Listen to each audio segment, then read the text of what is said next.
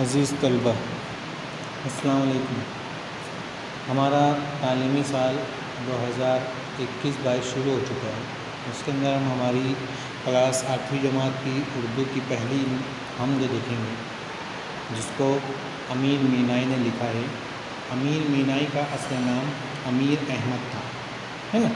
دیکھتے ہیں ہم لوگ نظم کو شروع کرتے ہیں۔ پہلی بات، اچھی بات وہ ہے جو سلیقے سے کہی جائے، اور بہترین بات وہ ہے جو خدائے برتر کے لیے کی جائے۔ عام طور پر شاعر اپنی شاعری کا آغاز اللہ کی تعریف، اس کی صفات کے بیان اور اس کے بارے میں گفتگو سے کرتے ہیں۔ ایسی شاعری کو حمد کہتے ہیں۔ اللہ خود بھی اس بات کو پسند کرتا ہے کہ اس کے بندے اس کی تعریف اور حمد و ثنا بیان کریں۔ پہلی بات میں یہ بتایا گیا ہے کہ اچھی بات وہ ہے جو لوگوں کو بہتر لگے، لوگوں کو کردار کے متعلق ہو، ہے نا۔ اور یہاں پر اللہ تعالیٰ کی حمد و ثنا کو بیان کرنے کو حمد کہا جاتا ہے، اللہ تعالیٰ کی تعریفیں بیان کرنے کو حمد کہا جاتا ہے، یہ بتانے کی کوشش کی جا رہی ہے۔ پہلی بات کے اندر جو ہے ہم نے ایک چیز کے اوپر غور کرنا ہے کہ ہر وہ بات جو انسان کے کردار کو بہتر انداز سے لوگوں کو سامنے بیان کرے وہ اچھی بات کہلائے گی، ہے نا۔ ہم سب جانتے ہیں کہ ساری دنیا اور ساری کائنات کا خالق اور مالک اللہ تعالیٰ ہے۔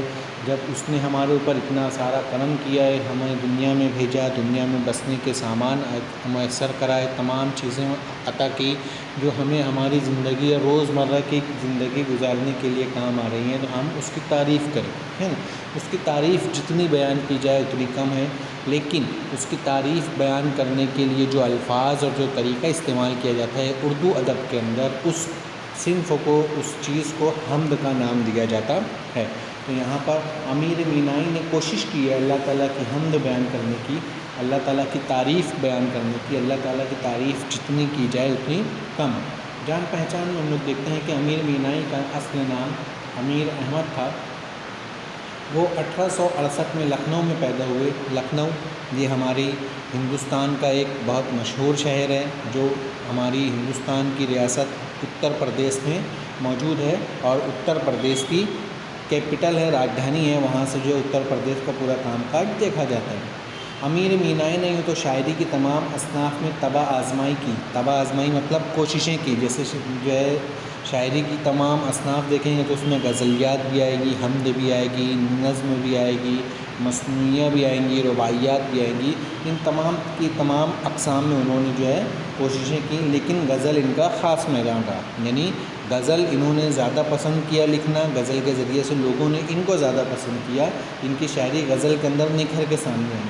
ان کی شاعری میں زبان کی صحت اور روزمرہ کا خصوصی اہتمام ملتا ہے۔ زبان کی صحت سے مراد یہاں پر یہ ہے کہ ایسے الفاظ کو انہوں نے استعمال کیا، ایسے الفاظ انہوں نے استعمال کیے جو عام فہم ہو، جو لوگوں کو آسانی سے سمجھ میں آ جائے، زیادہ لوگوں کو دقت اور پریشانی نہ ملے۔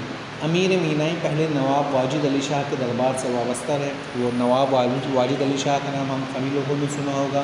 ہم سب جانتے ہیں کہ لکھنؤ کے آخری نواب ہیں۔ پھر رامپور سے جڑ گئے، آخری وقت میں وہ حیدرآباد چلے گئے تھے۔ امیر اللغات ان کا اہم کارنامہ ہے۔ ان کی تصانیف میں مراعات الغیب، صنم خانہ عشق، دیوان جو ان کا دیوان ہے، نور تجلی اور ابر کرم، نعتیاں مثنویاں ہیں، یہ شامل ہیں۔ 1900 میں حیدرآباد میں ان کا انتقال ہوا۔ اب دیکھو یہاں پر جو ایک لفظ آیا امیر اللغات، یہ ایک اہم کارنامہ ہے۔ تو امیر اللغات کے تعلق سے آتا ہے کہ امیر مینائی نے جو ہے رامپور میں اپنے قیام کے دوران اردو کی ایک جامع اور جدید لغت تیار کرنے کا منصوبہ بنایا۔ لغت کا مطلب ہوتا ہے ایسے الفاظ جو عام فہم نہیں ہیں، جو آسانی سے سمجھے نہیں جاتے، ان کو آسان زبان میں تبدیل کر کے لکھا جاتا ہے تاکہ لوگوں کو سمجھ میں آئے، اس کو ہم لغت کہتے ہیں۔ تو ایک جامع اور بہترین لغت بنانے کا انہوں نے منصوبہ بنایا۔ اس کے لیے باقاعدہ ایک دفتر قائم کر کے حوالے کی کتابیں، شعراء کے دیوان اور لغت جمع کیے گئے تاکہ اس سے استفادہ حاصل کیا جائے۔ لغت کا نام امیر اللغات رکھا گیا اور 1889 سے اس پر تیزی سے کام شروع کیا گیا۔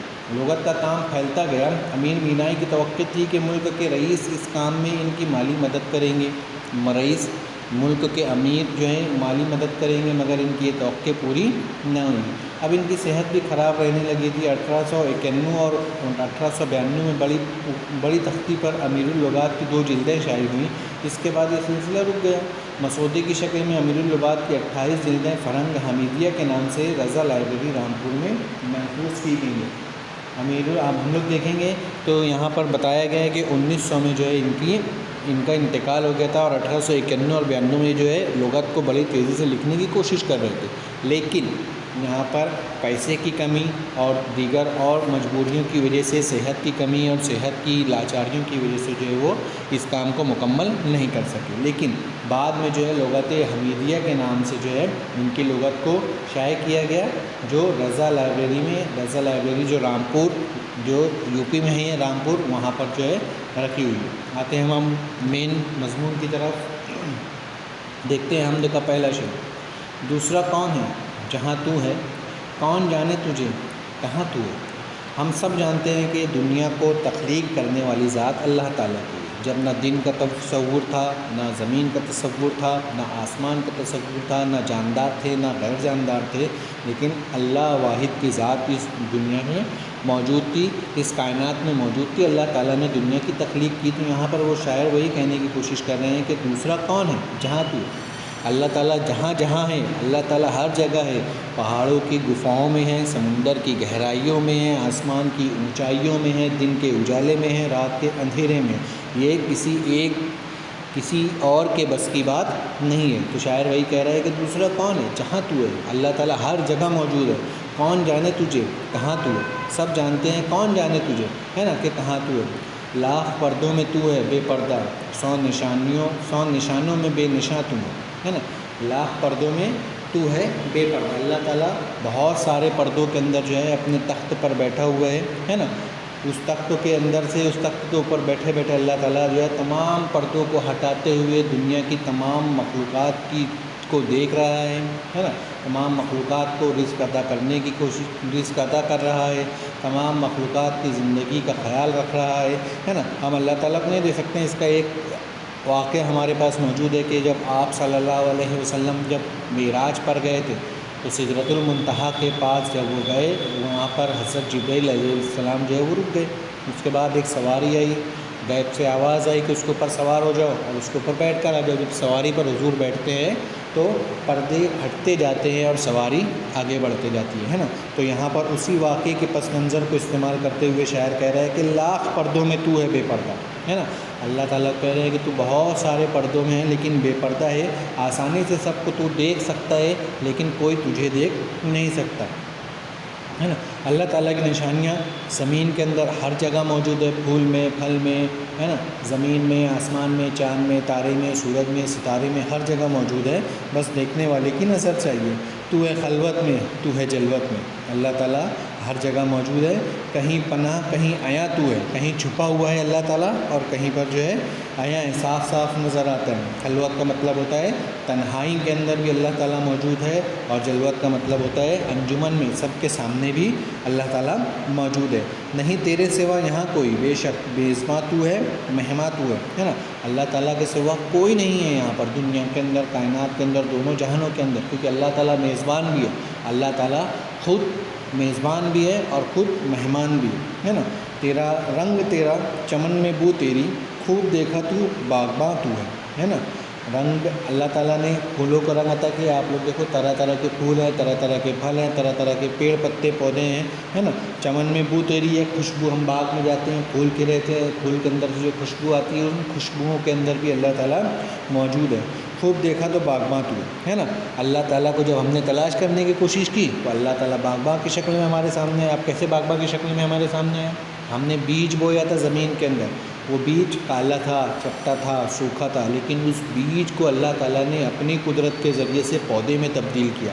اب جو پودا بنا، ہرا بھرا ہوا، اس کی شاخیں نکلی، اس کی ٹہنیاں نکلی، اس کی پتی نکلی، ہے نا۔ اس پتی کے اندر پھر اللہ تعالیٰ نے جو ہے اپنی قدرت کا مظاہرہ کرتے ہوئے پھول کو، پھل کو پیدا کیا، اور ان پھول اور پھل کو ایک شکل، ایک رنگ، ایک خوشبو عطا نہیں کی، بلکہ الگ رنگ، الگ شکل، الگ خوشبو عطا کی۔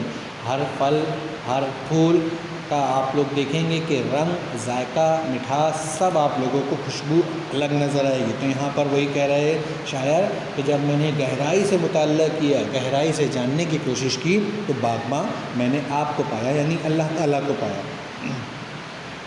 نہ مقامی نہ لا مقامی کچھ، جلوہ فرما یہاں وہاں تو ہے نا۔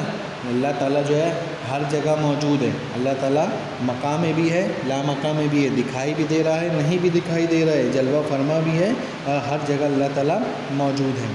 رحم راز تو بہت ہے امیر، محرم راز تو بہت ہے امیر، جس کو کہتے ہیں رازداں تو ہے۔ محرم راز سے مراد یہاں پر شاعر یہ کہہ رہا ہے کہ اللہ تعالیٰ کے بہت ساری چیزیں، بہت سارے جو ہے ہم ان کی تعریفیں، خصوصیات بیان کر سکتے ہیں، لیکن جس کو کہتے ہیں رازداں وہ اللہ تعالیٰ ہے۔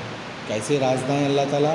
ہم سب کے اندر کوئی نہ کوئی کمی ہے، کوئی نہ کوئی کوتاہی ہے، ہم نے جانے انجانے، محفل میں، انجمن میں، تنہائی میں ہم نے گناہ کیے، ہمارے اندر عیب موجود ہے، لیکن اللہ تعالیٰ نے ہم تمام لوگوں کو عیبوں کو ڈھانپے رکھا ہے، چھپائے رکھا ہے، کسی کے سامنے عیاں نہیں کیا۔ اگر اللہ تعالیٰ ہمارے عیب کو عیاں کر دے تو ہم دنیا کے اندر کسی کو بھی منہ دکھانے کے لائق نہیں رہیں گے، حتیٰ کہ ہم خود کو بھی منہ دکھانے کے لائق نہیں رہیں گے۔ اس طریقے سے یہ ہماری حمد ہے۔ ہم حمد کے خلاصے کو دیکھنے کی کوشش کرتے ہیں کہ چند الفاظ کے اندر ہم اس حمد کو کس طریقے سے سمیٹ سکتے ہیں۔ اللہ تعالیٰ کی شان کو کوئی نہیں سمجھ سکتا، اللہ تعالیٰ کی شان ہماری سمجھ سے پرے ہے، ہمارا ذہن جہاں نہیں جاتا اللہ تعالیٰ کی شان، اور اللہ تعالیٰ وہاں بھی موجود ہے نا، ہر جگہ اللہ تعالیٰ موجود ہے۔ یہ عجیب بات ہے کہ لاکھوں پردوں کے باوجود وہ ہر جگہ پہنچا ہے، ہر جگہ اس کی نگاہ ہے، ہر جگہ وہ موجود ہے نا۔ حدیث قدسی، حدیث میں آتا ہے کہ اللہ تعالیٰ جو ہے کالی اندھیری رات میں کالے پہاڑ پر کالی چونٹی کے چلنے، پیروں کے چلنے کے نشان کو بھی دیکھ سکتا ہے۔ یہ اللہ تعالیٰ کی قدرت ہے، ہر جگہ اس کے وجود کی نشانیاں ہیں بے شک، پھر بھی کوئی اس کا نشان بتانے والا نہیں ہے، کوئی نہیں بتا سکتا کہ اللہ تعالیٰ کا یہ نشان ہے۔ جلوت و خلوت میں وہ موجود ہے، یعنی اس کی قدرت کہیں ظاہر ہے تو کہیں چھپی ہوئی ہے، ساری کائنات اسی کی کاریگری ہے، ساری نشانیاں اسی کی قدرت کو ظاہر کرتی ہیں، ہر جگہ وہ وہی ہے۔ ایسے جو ہے شاعر نے یوں کہا ہے کہ وہی مہماں ہے اور وہی میزباں ہے۔ باغ جہاں میں رنگ رنگ کے پھول ہیں، ان رنگ کو خوشبو اللہ کی قدرت ہی سے ملی ہیں، وہ نہ مقام ہے اور نہ لا مقام ہے، پھر بھی وہ سب جگہ اپنی جلوہ دکھا رہا ہے۔ اس طریقے سے یہ جو ہے ہماری حمد مکمل ہوئی۔ میں نے آپ لوگوں کو مخصوص لمحے اور مخصوص وقت کے اندر یہ سمجھانے کی کوشش کی، کیونکہ ہم ویڈیو کو زیادہ بڑی نہیں بنا سکتے ہیں، اس وجہ سے اگر اس کے اندر کچھ ایسے پوائنٹ چھوٹ گئے ہوں جو آپ لوگوں کی سمجھ میں نہ آ رہے ہوں، یا کچھ مشکلات ہو، کچھ دشواریاں ہوں، تو ان دشواریوں کو حل کرنے کے لیے آپ لوگ اسکول میں 9:30 بجے کے بعد آ کر مجھ سے رابطہ کر سکتے ہیں۔ اللہ حافظ، السلام علیکم۔